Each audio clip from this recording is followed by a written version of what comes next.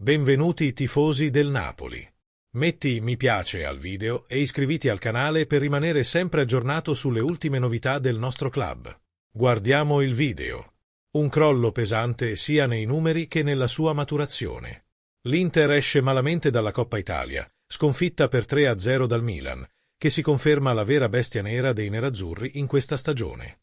È questo il primo commento di Simone Inzaghi, allenatore dell'Inter, ai microfoni di Sport Mediaset.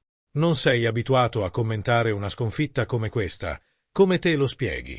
Ci dispiace per i nostri tifosi, ma questo è il calcio.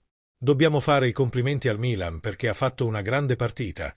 Ci dispiace per il primo tempo in cui meritavamo di più.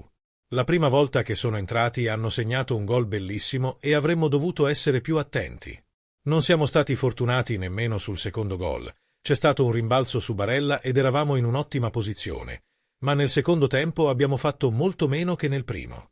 Temete qualche ripercussione dopo queste due sconfitte? Chiaramente, non siamo abituati e dobbiamo analizzarli nel modo giusto. A Bologna non meritavamo di perdere, qui ci è mancata energia nel secondo tempo. Il cambio sul 2-0 ha cambiato l'inerzia e il loro portiere ha sfruttato al meglio l'occasione di De Vrij. Dobbiamo però fare i complimenti al Milan, che ci ha messo in difficoltà in 5 partite. Dovevamo fare di più. Molti giocatori sono allo stremo. Come pensi di riprenderti?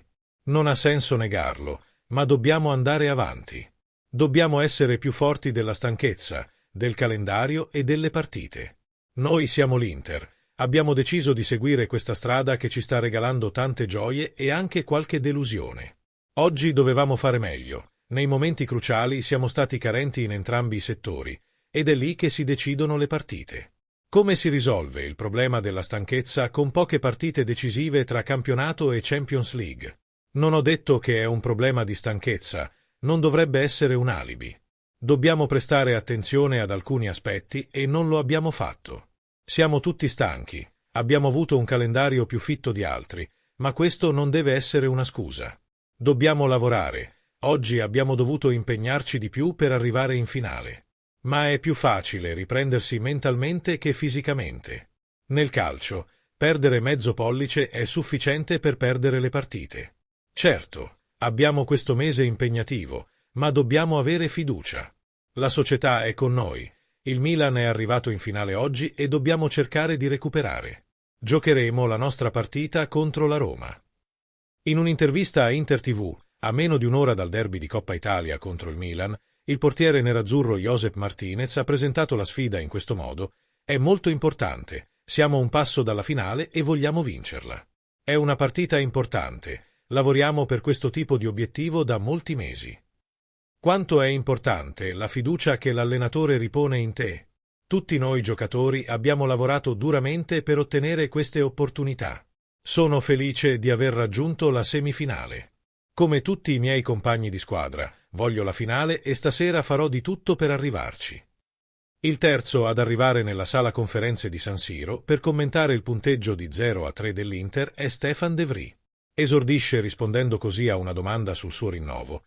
Al momento non ci penso, ci sono cose più importanti, le parole dell'olandese. La Coppa Italia era un obiettivo, fa male perdere così. Dobbiamo guardare avanti, penso a quello che devo fare. Le due sconfitte potrebbero avere qualche impatto sulla tua salute mentale.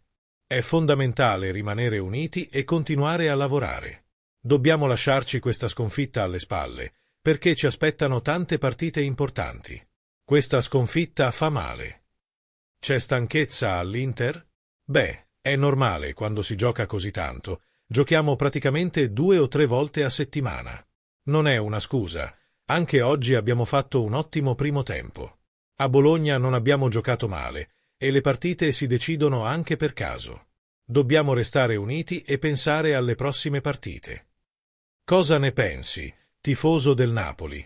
Credi che il Napoli possa approfittare della situazione dell'Inter e diventare campione? O no?